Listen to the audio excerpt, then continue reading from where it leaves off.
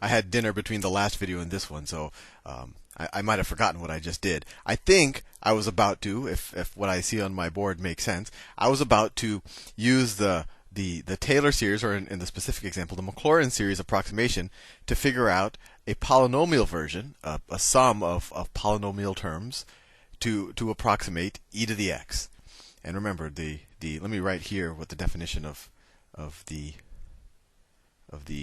Maclaurin series was, is that we said that f of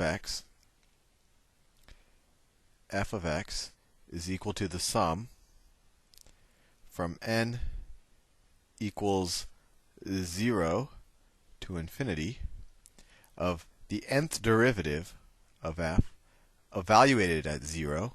I don't know if I remembered to put it evaluated at 0 last time I wrote this down, times x to the n over n factorial. And hopefully that makes sense to you. This might seem really confusing and strange, but now that we're going to apply it to e to the x, it should maybe be a little bit more concrete. And I think at the end of the last video I said, well, if f of x is e to the x, f of 0 is e to the 0, which is 1. And f prime of x, I mean, that's any derivative of e to the x is equal to e to the x, right?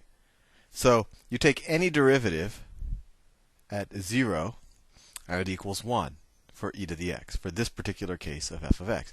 And that's really neat. That means that the rate of change of y with respect to x is, for every 1 you move in x, you move 1 in y. That's fine at e to the 0. But that also means that the rate of change of the rate of change is also 1, and the rate of change of the rate of change of the rate of change is also 1. So at e to the 0, or at x equals 0 of e to the x, the slope, the slope of the slope, and the slope of the slope of the slope of the slope, they're all 1, which to me tells me something is mysterious is happening. And it's another reason why you should just sit and ponder e. But anyway, back to what we were trying to do. So how would we do this? How would we write the approximation? Well, we could say that, let me write the approximate, I'll call that p of x, because it's going to be a polynomial. It equals, well, in this particular case, what's the derivative of any derivative evaluated at f of 0? Well, that term is 1. We wrote that down right here. F of 0 is 1. The derivative, the first derivative at 0 is 1. The second derivative at 0 is 1, right? That's what's special about e to the x. So all of these terms are going to equal 1, right? So this polynomial simplifies to the sum from n equals 0 to infinity of x to the n over n factorial. That to me is very neat. Remember, these are all 1 in every term, so that's why I took it out.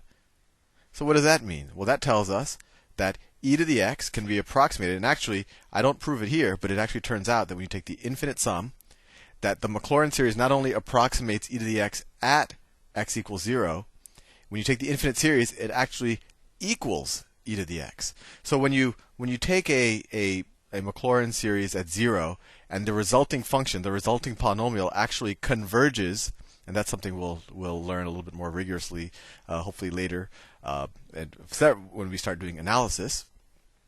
But it will it could actually converge to the function at all points, and it actually is the case with e to the x. So we can actually say that e to the x is equal. And I didn't prove this, but you could take my word for it, and you can even test it out with some numbers. It equals this sum. Well, what is the sum? Well, it's x to the 0 over 0 factorial. Well, that's, so let me actually try x to the 0 over 0 factorial plus x to the 1 over 1 factorial plus x squared over 2 factorial, and you keep going.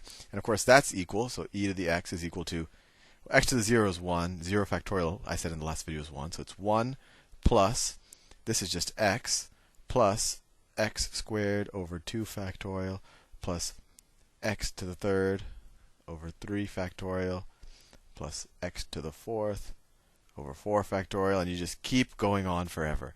And that's e to the x. And to me, that is amazing, because this strange number e, this 2.7, whatever that we got from compound interest, it can be written as an infinite polynomial, this polynomial series or this Maclaurin series that actually has a certain beauty to it, right? This number is kind of ugly when you write it out, 2.7, whatever, whatever.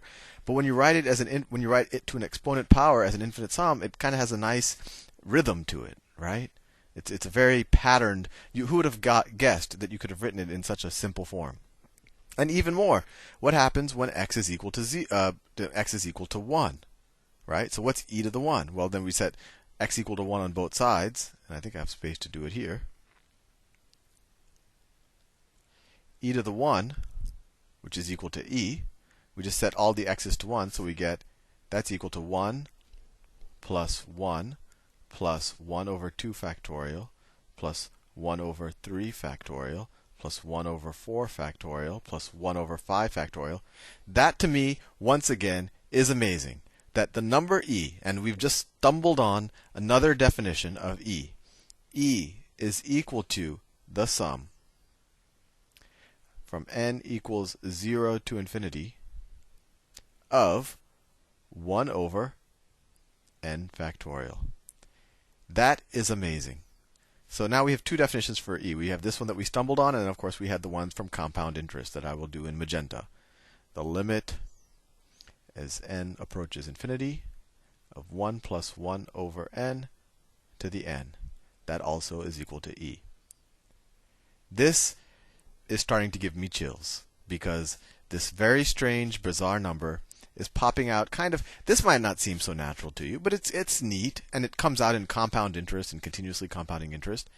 But this is even simpler. I just keep taking 1 over the factorial of numbers, and I add them all together. And if I take every number really in existence and I sum them all up, I get e. That, to me, is amazing. 1 over n factorial of essentially every integer from 0 to infinity. If I sum them up, I get the number e. You hopefully are getting chills right now.